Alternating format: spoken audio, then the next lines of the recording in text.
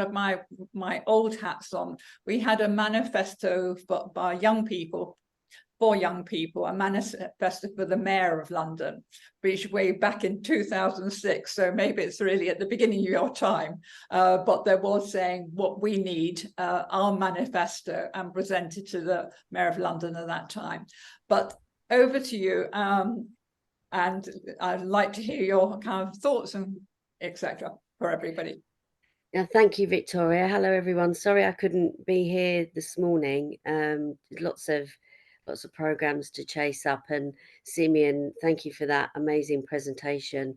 Touched on lots of different themes and perspectives that I hold really dear, but also that we really fight for at the Greater London Authority. And yeah, I think we kind of explained a little bit about what my role is. And actually, I think it is interesting that the program itself that I designed way back in 2006 has survived 3 mayors. And I think that says something in itself, that actually as a strategy, it doesn't change. It doesn't, it has nuances to each individual, but actually the point of engaging children and young people, and I say children really strongly as well, in helping to shape policy and strategy, influencing change, has to stay, because that is a really crucial part. And I think lots of boroughs, even if they don't have specific programs, will have something written that you can actually engage with and say, yeah, but you've got this policy on engaging children and young people. So let's open the door and have that conversation about how we can, reshape parts of our city. And I think also what I wanted to do was explain a little bit about my life, just because I think my experiences helped shape my passion for what I do, for my youth work, for involving children and young people in having a say.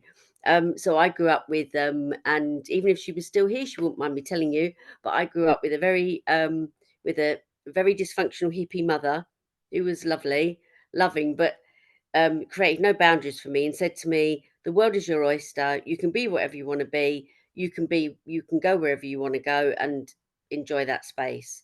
So that's what I did. To find out, much to my disgruntled experience, was actually you couldn't do that. You couldn't, your whole, your life ahead of you was kind of shaped by where you came from, your background, your ethnicity, what money or support you did or didn't have in your life, but also the places and spaces that me and my friends used to choose to go to weren't the spaces where we were particularly allowed to go to. So we would find the darkest spaces, the quietest spaces, the spaces that other people wouldn't necessarily use to go to kind of hang out, um, do lots of things. I won't describe in detail just in case there's any law officers here, but there were things that we did that we shouldn't have done, but we wanted to find those spaces where we could be what we felt was ourselves, where we could engage with each other, laugh and be cheeky, but also feel that we weren't watched and seen.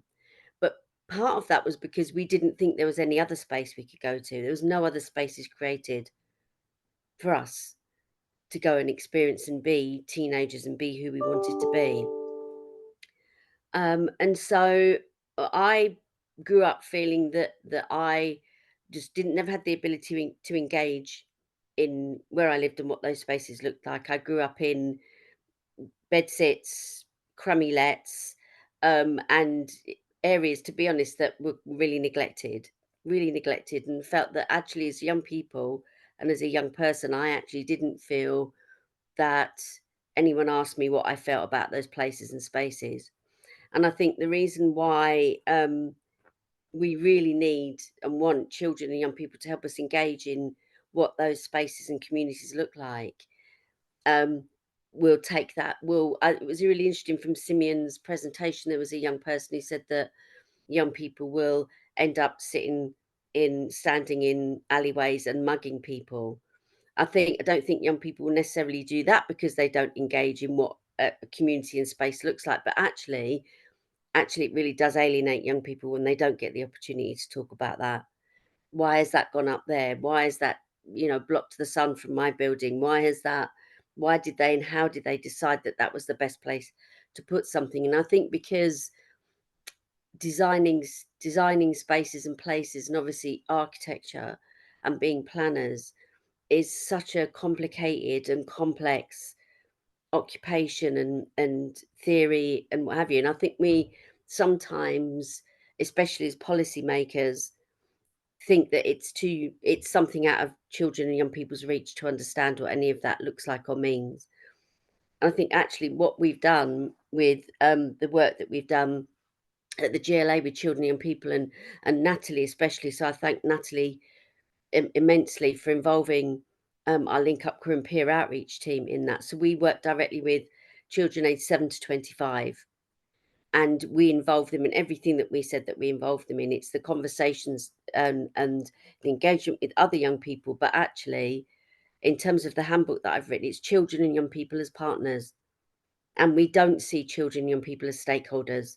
We see them as a little tick box that we might tick if we get time and money to do it. Whereas actually, for me, they're key stakeholders in society. So what we did with the Link Up Crew was, and in some detached work in Croydon, is we asked children and young people what they felt made a city centre more appealing to them. And the initial question, which was really interesting, was the majority of them said, "What's a city centre?" And straight away we realised we weren't thinking about the language we were using. And so we said, "Oh, okay then." So we had a little chat, said, "So where do you go at the weekend? What do you do? Do you go to the shops? Do you go to where there's lots of shops? Do you go to where there's an indoor shopping centre?" So we realised that even at that stage, the language was not inclusive. And so we did lots of filming, and we filmed the Link Up Crew, which is our 7 to 14-year-olds. And just to explain that the young people and children that we work with come from lots of different backgrounds and life experiences. So some of them are young carers, children in care, care leavers, young refugees, young people with learning needs. And our older group, our peer outreach team, are always neat when they join the team. We know that NEET doesn't mean not doing anything. It just means not in full-time employment, training, or education. So by and large, these are young people that would be the last group, to be honest, to be consulted about something. But we make them the first group, which for us is a principle. It's a priority. And what was really interesting, so we created the video that now Natalie included in their training pack that's now gone out to every school, which we're so, so proud of, that Link Up Crew were able to do that. And what was really interesting in talking to them about when we kind of came to an understanding of what we meant by city centres, what was really interesting about the big things that stuck out for them was people. And the space that is provided for people so that it's people friendly but not overwhelming, which is very interesting. That they love the diversity in some areas where it was more diverse than others, and some of them wished it was more diverse. And I think that's probably a little bit about us thinking about what kind of things would encourage people from different backgrounds to use a space. And I think it touches on some of the things that Simeon talked about as well. Um, so that was really interesting because that we sort of stepped back a little bit and sort of thought, oh, maybe we're not thinking about this in the right way.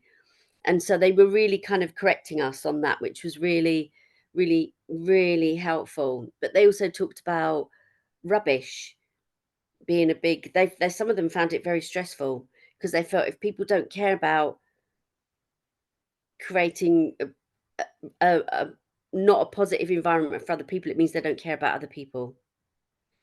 And so we think that children and young people dig a lot deeper sometimes than we do. And actually, I think that's really useful because for us and for me as a principal and for my colleagues that I work alongside, that I don't know if people heard that phrase, we have to invest in children and people because they are our future. Well, actually, they're not waiting in a cupboard for the future. They're actually part of the world we live in today. And so we need to involve them today because I think what children and young people bring to conversations about anything is this fresh approach, this really sort of unique way of looking at the world, which helps us question whether we're doing something right. Um, even in descriptions of things, it kind of makes you rethink the world as we see it through our eyes. And I think they use a different language, and also again, we then have to think about the language we use to that we want to engage and involve as many people in this space, in this process, as possible. And I think that the more we involve children and young people in designing our cities and spaces, the more those spaces will mean something to everyone else.